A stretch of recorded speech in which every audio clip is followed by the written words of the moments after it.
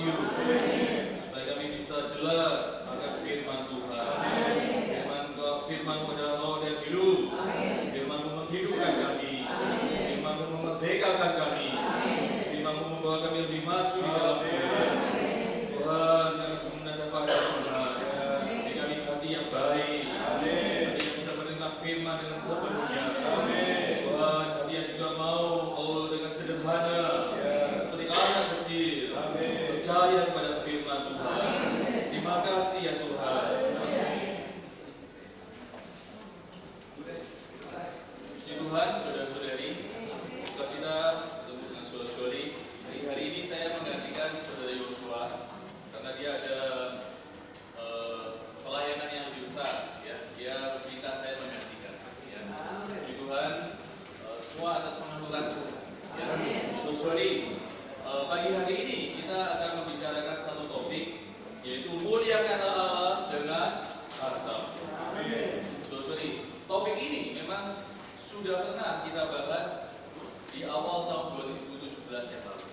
Tapi kiranya saudara-saudari, topik ini sekali lagi membawa kita masuk dalam satu persekutuan di mana Tuhan kembali bisa menerangkan kita. Kembali Tuhan menyelamatkan kita oleh firman-Nya.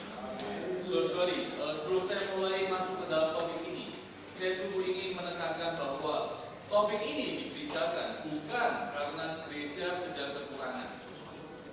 Bukan karena gereja itu sedang butuh dana. Bukan, saudara-saudari. Lebih-lebih bukan karena saya sebagai pembicara, saya ada kepentingan tertentu. Tidak, ya. Saya mohon di depan Tuhan, kita mari melihat firman ini dengan hati yang bersih. Amin, saudara-saudari. Jangan ada praduga atau prasangka yang dari iblis kemudian ada di dalam hati kita, membuat kita mencurigai. Ini topik ini sedang ada sesuatu nih, ya kan? Ada satu kepentingan tertentu. Tidak, saudara-saudari. Beban pagi hari ini kita ingin melihat dari firman Tuhan, bagaimana kita sebagai orang Kristen kita bisa memuliakan Allah dengan harta kita. Harta kita adalah yang berasal dari Tuhan dan sangat berkaitan dengan pekerjaan Tuhan dan kesaksian Tuhan. Amin, saudara-saudari. Mari, jadi topik pagi ini kita melihat bahwa uang dengan orang Kristen.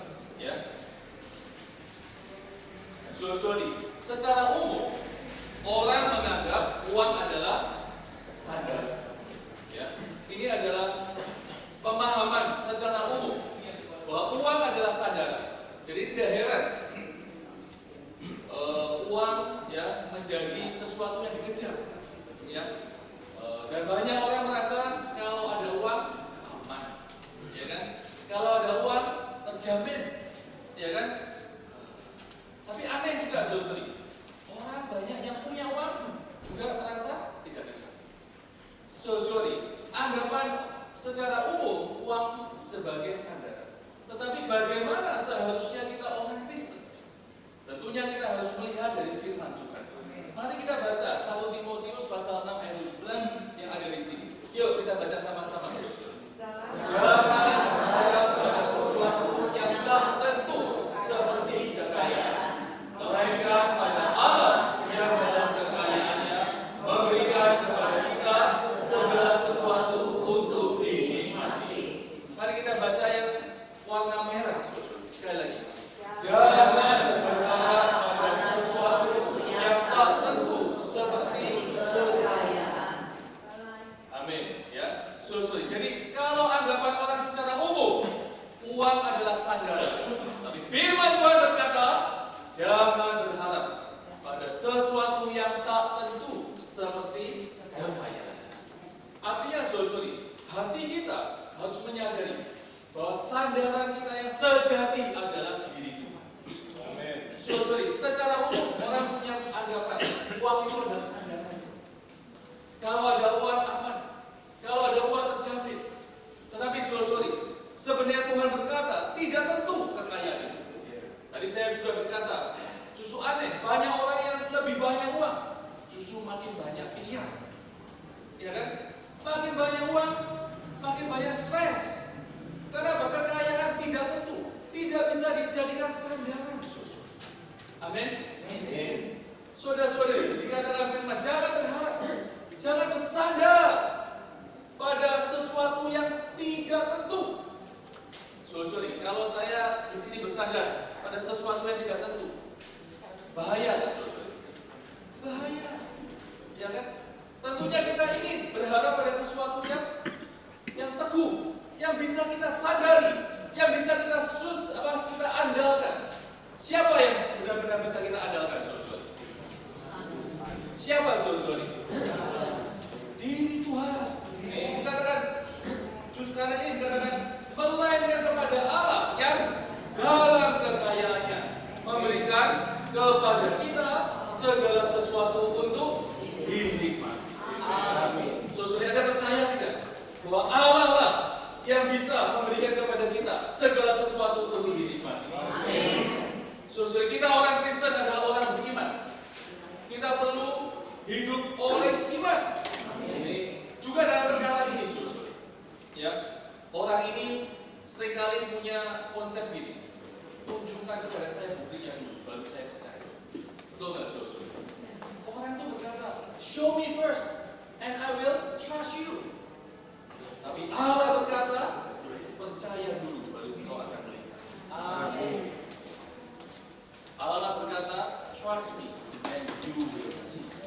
Amin. Saudara, jadi dalam perkara iman inilah kita harus belajar percaya kepada Tuhan. Amin. Ya Tuhan, aku tidak seharusnya bersandar kepada kekayaan. Aku harus lebih bersandar kepada. Amin. Amin, saudara-saudari. Amin. Tuhan tidak pernah melarang kita punya kekayaan, saudara. Ya, Tuhan juga dengan belas kasihannya mencukupkan kita. Adalah dan saya, Tuhan cukupkan. Amin. Allah tidak melarang kita punya uang, saudara. Tapi Allah tidak mau kita bersandar pada uang. Amin. Amin, saudara. Amin. Allah tidak mau hati kita bersandar pada uang lebih kepada Dia. Itu yang jahat, saudara. Amin. Allah memang memberikan, ya kan, kecukupan kepada kita. Tapi Allah mau hati kita bersandar kepada Dia. Amin. Karena Dialah Allah yang memberikan kepada kita segala sesuatu untuk kita nikmati. Amin, saudara. Berikutnya kita lihat bahwa secara umum orang menganggap dia adalah pemilik uang. Ya, jadi banyak orang itu berkata, nah, ini uangku, ya kan? Nah, ini milikku, ya kan? Kalau sudah begitu gimana? Ya sesuka-suka aku dong, ya kan? Aku mau apa? Kan uangku, kan milikku. Sorry. Tapi bagaimana seharusnya orang Kristen di dalam perkara ini? Mari kita lihat, saudara, ya. Yuk kita baca sama-sama. Dan Yesus berkata kepada murid-muridnya, ada seorang kaya yang mempunyai bendahara. Saudara, lihatlah kata yang di warna merah adalah apa? Bendahara. Saudara, kita ini di depan Tuhan harus menyadari bahwa segala sesuatu termasuk diri kita adalah milik Tuhan. Diri kita ini milik siapa, saudara? Milik Tuhan. Apa yang ada pada diri kita milik siapa, saudara? Milik Tuhan. Tuhan sudah membeli kita dengan darahnya. Sebentar nanti kita memecah roti, saudara. Kita melihat bagaimana Tuhan oleh kasih-Nya menebus kita. Tuhan membeli kita dengan harga yang lunas sudah dibayar. Kita adalah milik Tuhan, saudara. Apa yang ada pada kita juga adalah milik Tuhan. Tetapi, saudara, berkaitan dengan uang, kita ini adalah seperti seorang bendahara. Bendahara ini mempunyai hak untuk mengelola. Amin, saudara. Amin. Kalau Anda seorang pemilik perusahaan, kemudian Anda punya bendahara. Bendahara ini bisa jadi pegang uang lebih banyak dari Anda, ya kan? Tapi bendahara ini boleh nggak berkata, ini uangku, boleh nggak? Boleh? Nggak boleh. Uangnya siapa? Uangnya bosnya, saudara, ya kan? Kadang-kadang ya, bosnya ya harus minta ke bendaharanya, transfer ke saya, ya kan? Karena uangnya banyak dipegang bendahara. Tapi uang yang di sana adalah milik bosnya. Saudara, kita ini hanya punya hak mengelola. Kita tidak punya hak milik. Hak mengelola. Tuhan sudah berikan kepada kita untuk kita kelola, saudara. Ya. Yang kedua adalah pengelolaan kita harus sesuai dengan kehendak Tuhan sebagai Tuhan kita. Amin, saudara. Tadi saya pakai contoh bendahara, ya kan? Bendahara dikasih pegang uang. Pengelolaannya bagaimana? Boleh nggak sesuka-suka dia? Nggak boleh, saudara. Kalau bendahara pakai uang sesuka-suka dia gimana? Wah, bisa dipecat ya, atau bisa dipenjarakan. Saudara, demikian pula kita harus ingat status kita di depan Tuhan. Kita sebagai orang yang mengelola. Amin. Kita belajar, saudara, dari perkara-perkara yang kecil. Bagaimana Tuhan memimpin kita mengelola apa yang Tuhan sudah berikan kepada kita sesuai dengan kehendak Tuhan. Yang poin ketiga adalah sebagai bendahara kita perlu apa? Setia kepada Tuhan. Amin. Saudara, suatu hari nanti kita semua harus menghadap pada tahta penghakiman Kristus. Amin. Tidak ada yang bisa melewat, saudara. Di 2 Korintus pasal 5 ayat 10 dikatakan setiap orang harus menghadap pada tahta penghakiman Kristus, dan di sanalah ia harus mempertanggungjawabkan apa yang dia perbuat selama hidupnya. Saudara, keselamatan kita terjamin. Alkitab berkata, kita percaya Tuhan, kita dibaptis, kita mendapat hidup yang kekal. Itu pasti dan itu terjamin. Tetapi bagaimana setelah kita orang Kristen? Kita hidup harus juga dipertanggungjawabkan kepada Tuhan. Jadi orang Kristen juga tidak bisa seenaknya. Jangan berkata saya sudah selamat, sudah beres semua. Tidak, saudara. Kita harus tahu keselamatan memang sudah menjadi milik kita. Tapi bagaimana kita mengelola hidup kita, khususnya dengan berkaitan dengan harta, juga harus dipertanggungjawabkan kepada Tuhan. Kalau kita mengelola dengan benar, saudara, Tuhan akan memberikan kita pahala. Saudara, Anda ingat ya kisah bagaimana orang Samaria, ya kan, yang membawa orang yang terluka parah itu ke dalam satu penginapan. Kemudian orang Samaria ini memberikan uang, ya kan, kepada pemilik penginapan, belanjakan, ya kan. Kalau kau pakai lebih dari ini, aku akan memberi nyaman saat aku kembali. Saudara, hari ini, saudara, kita ada di dalam gereja. Gereja ini seperti rumah penginapan. Tuhan membawa banyak orang masuk ke dalam gereja. Dia yang membawa masuk. Dia adalah orang Samaria yang baik. Tuhan yang juga mencukupkan kita. Tuhan yang juga menyuplai gereja. Supaya apa, saudara? Apa yang Tuhan berikan kepada kita bisa kita pakai untuk apa? Untuk merawat saudara-saudara. Bisa memperhatikan saudara-saudara. Kalau apa yang kita pakai lebih, maka Tuhan akan menggantinya. Saudara-saudari, Tuhan kita tidak pernah berhutang. Amin, saudara-saudari. Nah, kita lanjutkan ya, saudara-saudari. Yuk kita lihat ini. Orang menganggap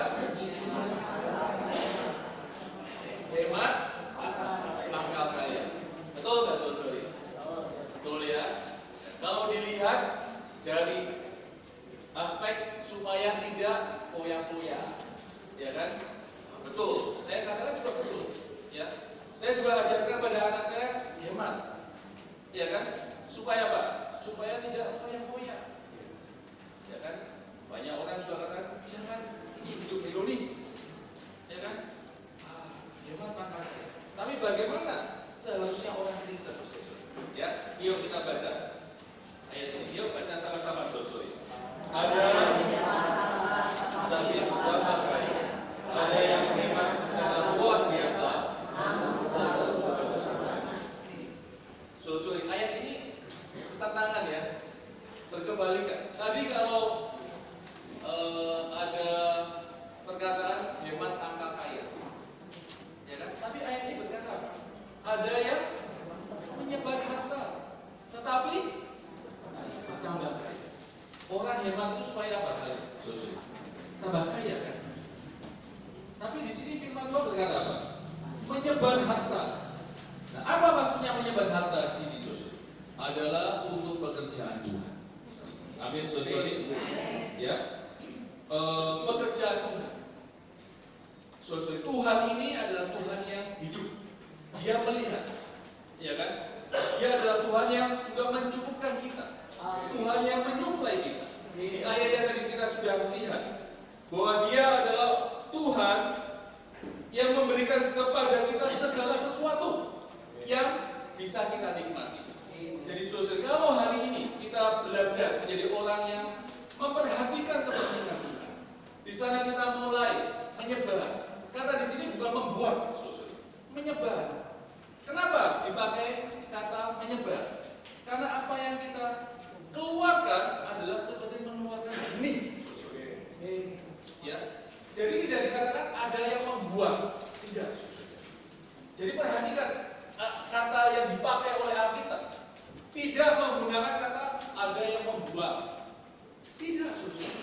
Kita mengeluarkan harta kita, bukan kita buang, tetapi kita menyebar, seperti menyebar benih. Amin. Kalau hari ini, saudara, kita orang Kristen, kita pakai uang kita di dunia itu dibuang. Makanya banyak orang ngomong, kamu kok buang-buang uang ya di dunia, ya kan? Makan berlebihan, ya kan? Sudah makan lagi, kuliner, ya kan? Nah, itu buang-buang uang, ya, saudara, ya. Apalagi kemarin baru tahun baru, ya kan? Saya heran, tetangga saya ada yang beli kembang api banyak banget, ya kan? Saya ngomong ini bakar duit ya kan? Buang-buang uang, ya kan? Hanya untuk sesuatu yang dadecor, ya kan? Sudah itu apa? Sudah habis. Nah, itu buang-buang uang, saudara. Nah, tapi kalau di sini, saudara, menyebar, bukan membuang. Amin, saudara. Kita menyebar, tapi kita bertambah kaya. Kenapa? Saat kita menabur benih, kita menyebar, saudara, Tuhan yang akan memberkati. Amin. Amin. Nah, kita lihat lagi, saudara. Ya, orang menganggap menyimpan harta di bumi, ya kan? Makanya hari ini banyak orang asetnya ingin terus bertambah, ya kan? Macam-macam aset bergerak atau tidak bergerak banyak, ya kan? Tapi bagaimana seharusnya orang Kristen? Saudara, saya tidak menentang, ya. Tapi saya ingin mengajak saudara melihat dari firman Tuhan, ya. Saya tidak berkata benar atau tidaknya anggapan orang itu. Tetapi mari kita lihat bagaimana firman Tuhan. Amin. Kita lihat ya, saudara. Janganlah harta di bumi negara misalnya dan mencuri, membongkar serta mencurinya. Ya. Saya selalu ingat, saudara, ada satu kesaksian dari saudara Solomon beberapa tahun yang lalu. Dia berkata begini, di Taipei, ya, ada suatu kali kejadian, ini sungguh, ya kan? Ada seorang saudari, ya, setelah dia pemecahan roti, dia pulang ke apartemennya. Dia kaget, susu. Kenapa? Waktu dia pulang ke apartemennya, pintunya terbuka sedikit. Waktu dia masuk, waduh, sudah acak-acakan. Waktu dia periksa di kamarnya, simpenannya dia hilang. Percuma, ya kan? Wah, dia bengkel sekali. Dia berkata, Tuhan, saya ini kan baru pulang dari sidang. Kok Tuhan gak jaga rumah saya ya? Ini ada pencuri masuk. Ini simpenan saya hilang. Wah, dia sakit hati. Wah, kemudian dia ngambek. Dia nggak mau datang ke kamar. Saudara-saudari datang mengunjungi. Yang mengunjungi berkata, ya sudah, saudari, ya, jangan sedih. Ya kan? Saudari ini ngomong, kamu ngomong gampang, ya kan? Saya yang kehilangan, yang sakit hati, ya kan? Ada lagi yang datang mengunjungi, udahlah, harta juga nanti kan bisa dapat lagi. Yang saya masih jengkel, ya kan? Oh, itu simpanan saya bertahun-tahun, ya kan? Sekarang hilang, diambil orang. Sampai suatu hari, ada seorang saudari yang berbobot dalam mayat. Dia berkata pada saudari itu, saudari, kenapa kamu sedih? Ya kan?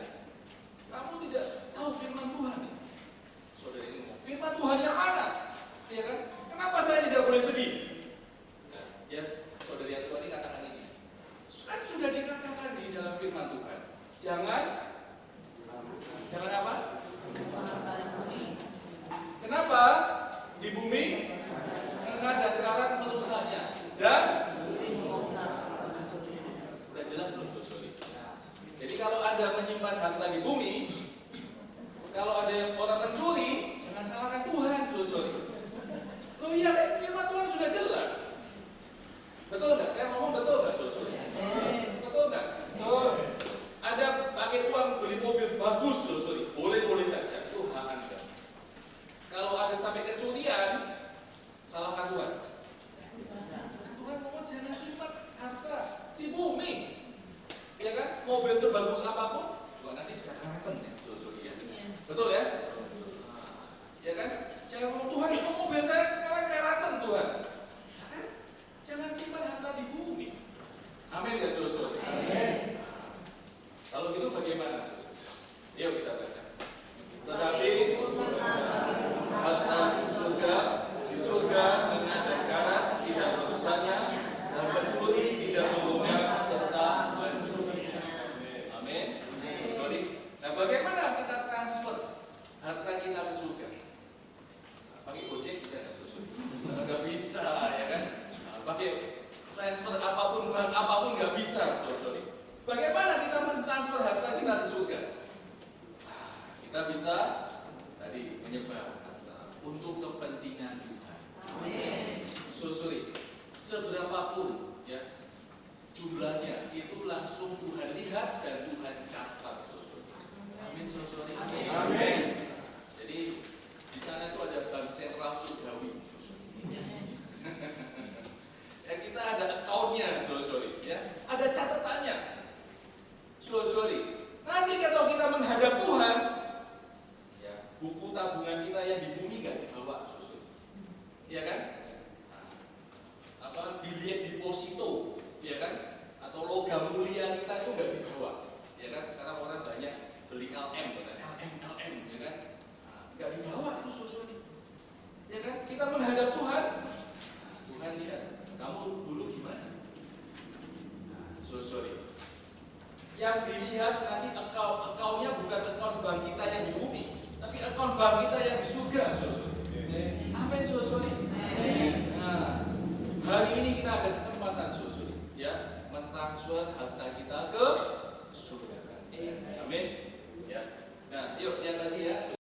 Orang menganggap kehilangan.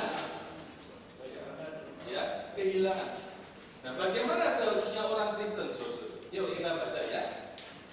Camkanlah ini, orang yang menabur sedikit akan menuai sedikit juga, dan orang yang menabur banyak akan menuai banyak juga.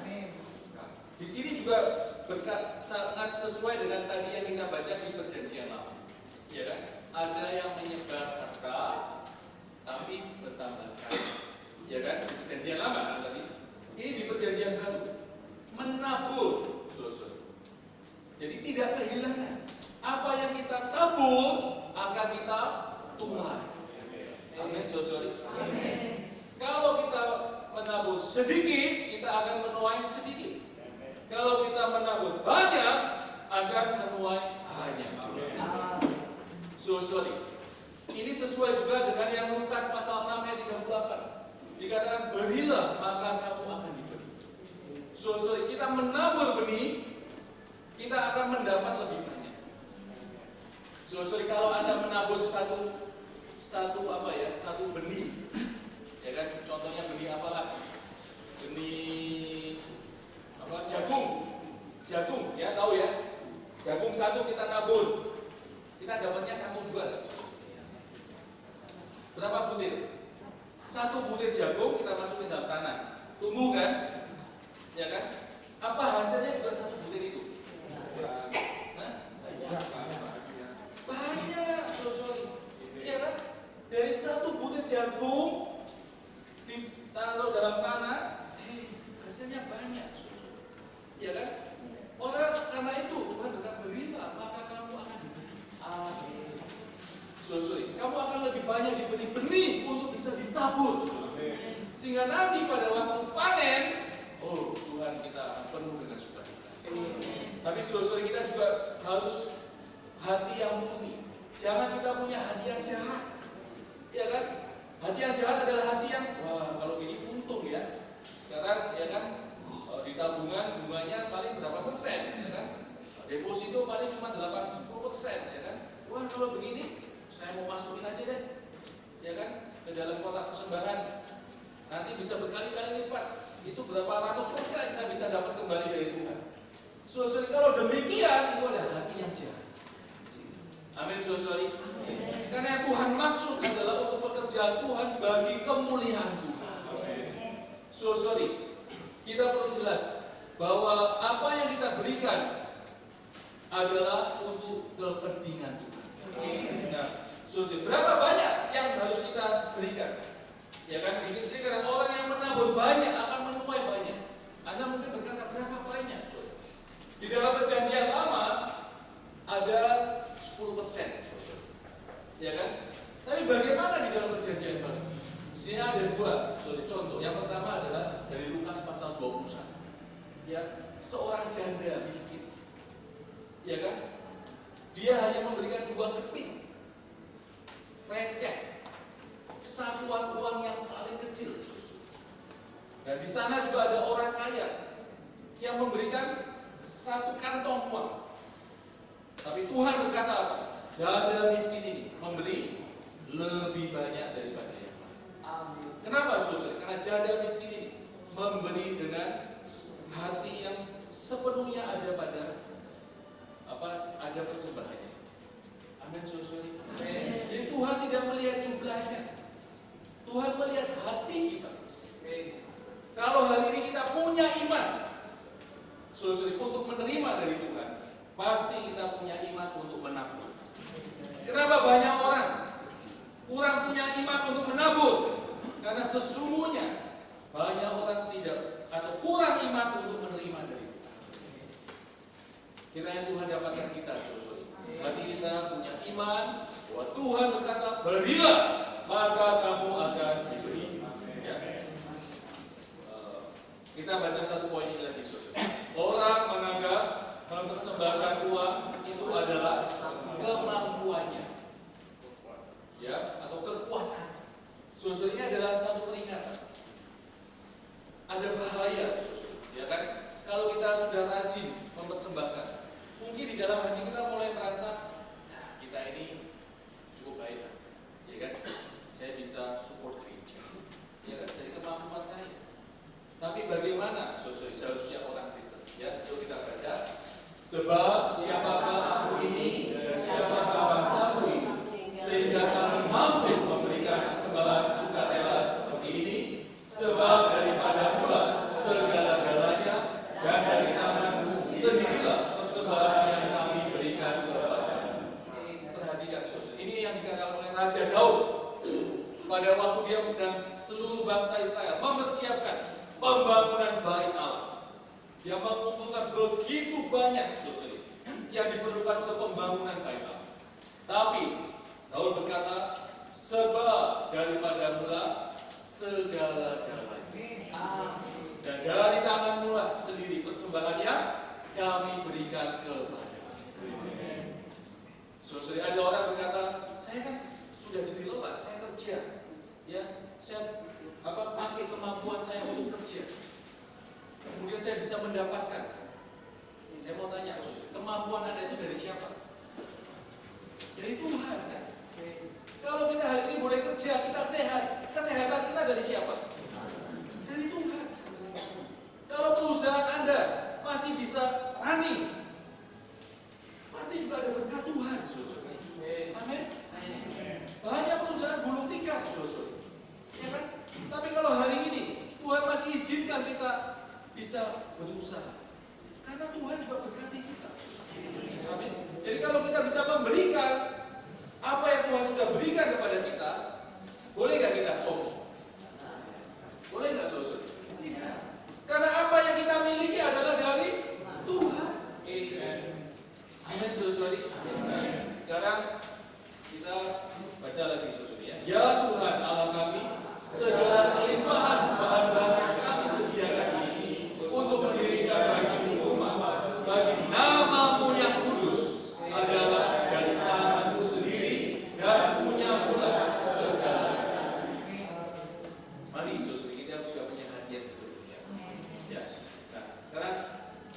kesimpulannya, kita memberikan itu harus dengan apa?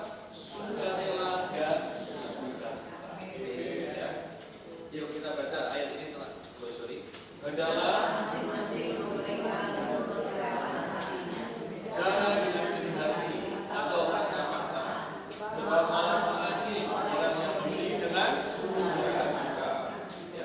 Satu lagi, bangsa itu bersukacita karena kerelaan mereka masing-masing, sebab dengan tulus hati mereka memberikan persembahan sukarela kepada Tuhan. Juga Raja Daud sangat bersukacita. Ya, memberikan persembahan harus apa? Sukarela, sukacita, dan dengan tulus hati. Tulus hati, tidak ada motivasi. Tidak ada motivasi nanti saya dapat lebih banyak dari Tuhan. Tidak ada hati yang jahat, hati yang tulus memberikan yang terbaik untuk Tuhan. Amin, saudari. Bagaimana prakteknya? Saudari, paling baik, saudari, kita memberikan persembahan itu setiap hari. Ya kan? Nah, Anda pulang, bawalah satu amplop persembahan, saudari. Ya kan? Untuk apa Anda nanti isi dan Anda persembahkan minggu yang akan datang. Saudara-saudari, kita mempersembahkan itu belajar yang terbaik. Ya kan? Bangsa Israel di dalam perjanjian lama mempersembahkan itu harus yang terbaik. Adalah suatu penghinaan kepada Allah kalau mempersembahkan sesuatu yang cacat, sesuatu yang sudah apa? Sudah tidak baik dipersembahkan kepada Allah, itu penghinaan kepada Allah. Mempersembahkan sesuatu yang baik, domba yang tabun, ya kan? Bukan domba yang terus sakit-sakitan, enggak, saudara, ya kan? Yang tidak ada cacat dipersembahkan kepada Allah. Artinya Allah layak mendapatkan yang terbaik. Kenapa, saudara? Karena Allah juga mengasihi kita. Sementara nanti kita memecah roti, saudara. Di sana kita melihat betapa Tuhan itu mengasihi kita dan Dia memberikan yang terbaik, yaitu dirinya mati untuk kita. Amin, saudara. Dia mati untuk kita, Dia menebus kita, dan Dia menjadi hayat yang melahirkan kita menjadi anak. Oleh karena itu, saudara, Tuhan layak mendapat yang terbaik dari kita. Amin. Dan kita mempersembahkan, kita masukkan dengan sukacita, dengan ucapan syukur, dengan sukarela, kita tutup, kita simpan untuk minggunya. Amin, saudara. Jangan dilihat-lihat lagi, saudara. Iya kan? Seringkali ya, kalau ini anak saya ya, kecil ya, nah, sudah mulai disiapin sama dia ya, dibuka-buka itu, ya kan? Apa? Enggak kebanyakan ya. Ya kan? Anak kecil ya kan, saudara, ya udah tutup aja. Pokoknya kamu masukin, ya kan? Nah, saudara. Bisa terjadi pada kita enggak? Kita udah siapin ya. Mungkin hari Senin kita siapin. Nanti hari Selasa kita lihat lagi. Ya kan? Kemudian kita ingat-ingat gereja lampunya juga masih nyala kan, ya kan? AC-nya masih dingin kan, ya kan? Kelihatannya bangunannya juga nggak ada yang rusak tuh, ya kan? Apa benar gereja butuh ini? Saudara, jangan demikian. Hati kita, saudara, harus diperbesar oleh Tuhan. Setidaknya kepentingan Tuhan di Indonesia. Amin. Percayalah, saudara, Tuhan punya pekerjaan yang besar. Khususnya di dalam kemuliaan Tuhan. Sebelum Tuhan datang kembali, ada 500 lagi dian emas di Indonesia. Amin, saudara. Mari kita berbahagia, saudara. Kita memuliakan Allah dengan harta kita. Anda bisa berbahagia, saudara, untuk pekerjaan Tuhan di Indonesia. Amin. Jangan lihat hanya Hall 3, saudara. Setidaknya lihat Jakarta atau lebih lokal-lokal lain. Ya kan? Saya pernah suatu kali, ya, saya naik mobil dari Makassar ke Toraja. Ya, ada pekerjaan Tuhan di Toraja. Ya kan? 9 jam, saudara. Dari kota Makassar sampai Toraja. Ya, sudah pernah? Sudah pernah ke sana, saudara? Wah, itu lewat hutan Sulawesi, saudara. Wah, jalannya begini. Saya setir. Saya nggak tahan. Saya duduk di belakang, pusing saya. Saya ngomong sama saudara-saudara, saya mendingan nyetir deh daripada saya di belakang, saya pusing, saya nggak tahan. Tapi begitu saya setir, kok nggak sampai ya? Jalannya begitu terus. Nggak sampai. Wah, tapi di sana saya suka cita. Ada pekerjaan Tuhan di sana. Di sudah ada kaki dian emas. Sorry. Masih banyak lagi di tempat-tempat Tuhan bisa dapatkan kaki dian emas bagi pemulihannya. Amin. Saudara. Amin. Ya, hati kita diperbesar, iman kita ditambahkan, kita memuliakan Allah dengan harta kita. Amin. Tuhan tidak pernah berhutang, saudara. Suatu hari nanti Tuhan akan memberkati kita. Ya, Tuhan mengganti, Tuhan memberikan pahala yang lebih daripada apa yang kita berikan. Mari kita doa berdua-dua supaya firman Tuhan ini tidak kembali dengan sia-sia.